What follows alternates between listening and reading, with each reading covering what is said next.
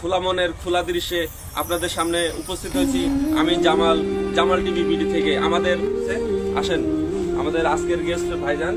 আমরা ভাইজানের নাম পরিচয় দিয়ে শুরু করবো। ভাইজানের নাম কি? আমার নাম মোহাম্মদ বিল্লাল হোসেন হীরা। ভাইজান কোথায় থাকেন এখন? আমি থাকি এখন উত্তরায়। আপনার দেশের বাড়ি?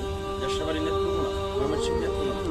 আমাদের সবারই কাঙ্ক্ষিত কিছু ইচ্ছা থাকে ছোটবেলায়, যে আমি বড় হয়ে পুলিশ হমু, সেনাবাহিনীতে কাজ করবো, পাইলট হমু, হ্যাঁ বিদেশে যাবো, বিশাল এক ব্যবসা করবো।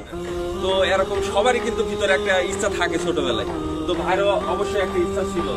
হ্যাঁ, আমরা ভাইয়ের কাছে শুনবো তার ইচ্ছাটা কি ছিল, ছোটবেলায় কি হইতে চাইছিল, তার ভিতরের যে আশাটা ছিল সেটা আমরা শুনবো। কি ইচ্ছা ছিল, কি হইতে চাইছিল?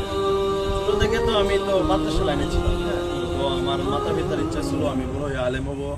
হ্যাঁ, আমি মানুষকে দিনের এলম শিক্ষা দিব, কিন্তু পাঠ্যক্রমে হয়নি। মানে মাদ্রাসা থাকে তো জানেন তো, সেখানে প্যারাই হিসেবে। তো আমি পড়াশোনা যখন শয়তানে আমাকে চাকরাও করে, তখন আমি পড়াশোনা চাইলে দিয়ে আমি পালিয়ে টাকা হিসেবে এসে করার পরে তো সবাই বলতেছে ধর সবার ইচ্ছা থাকে আলেম হওয়ার জন্য, ধর মাতা পিতা আমাকে বড় আলেম হওয়ার জন্য।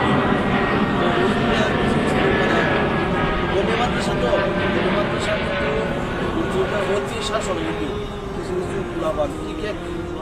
অনেকে দৌড় মারে, নষ্ট হয়ে যায়। হ্যাঁ, তো আমাকে অতি শাসন করা হয়েছে।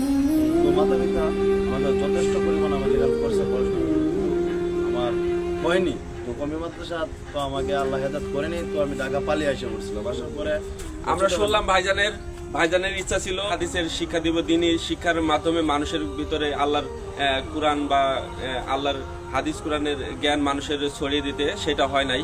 তো ভাইজানের কাছে আমরা আরেকটা প্রশ্ন যাইতেছি, এখন কি করতেছেন ভাই? এটাতে আপনি খুশি কিনা? না, তো এখন করতেছি হচ্ছে যেহেতু আমাকে আল্লাহ পাক হেদায়েত করেনি, তো আমি এখন একটা মানে জব করতেছি ছোটখাটো।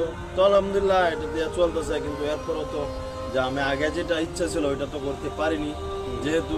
তো এখন একটা রবি এয়ারটেল কোম্পানিতে চাকরি করতেছি। হ্যাঁ, এটা ভাইজানের বর্তমান অবস্থা আমরা জানলাম। ভাইজান রবি এবং এয়ারটেলে কাজ করে, এবং আপনি এটাতে খুশি কিনা? হ্যাঁ, আল্লাহর মতো খুব খুশি, তবে আরো এগিয়ে যাওয়ার ইচ্ছা আছে আর কি। তবে ভাইজান এটাতেও খুশি, আল্লাহ শুকরিয়া আদায় করছে, শুকর আলহামদুলিল্লাহ। এবং আমরা থার্ড প্রশ্নে যাচ্ছি, আমাদের লাস্ট প্রশ্ন, এটাই ফাইনাল প্রশ্ন। ভাইজান ভবিষ্যতে কি করতে চান? আপনার ভিতরে আশাটা কি যে আমি ভবিষ্যতে এটা হইতে চাই? বিয়ে শাদী তো হয়েছে, বাচ্চা আছে, মা বাবা সবাইকে সংসারের হাল নিতে হয়েছে। আমি সংসারের হাল যেহেতু করছি, তো সংসারের হাল ধরে রাখার চেষ্টা করতেছি। হ্যাঁ, এটাই আমার কথা। আর কোনো প্রশ্ন থাকে বলতে পারি। ভাইজান কি বিবাহিত? হ্যাঁ, আমি বিবাহিত। আলহামদুলিল্লাহ। বাচ্চা কাছে আছে? একজন মেয়ে আর মাতা পিতা সবাই আছে। ভাবি কি ঢাকাতে থাকে? ভাবি ঢাকা থেকে ছিল না, এখন নিয়ে আসছি। কাজকর্ম করে? কাজকর্ম সেও করে। আপনার দর্শকদের উদ্দেশ্যে কোনো বা আদেশ আছে কিনা, যে একটা মানুষের জীবনে কি করা উচিত, কি ভুল করলে একটা ক্ষতি হইতে পারে, এই ধরনের কোনো কিছু দর্শকদের উদ্দেশ্যে যদি বলা থাকে আপনি বলতে পারেন?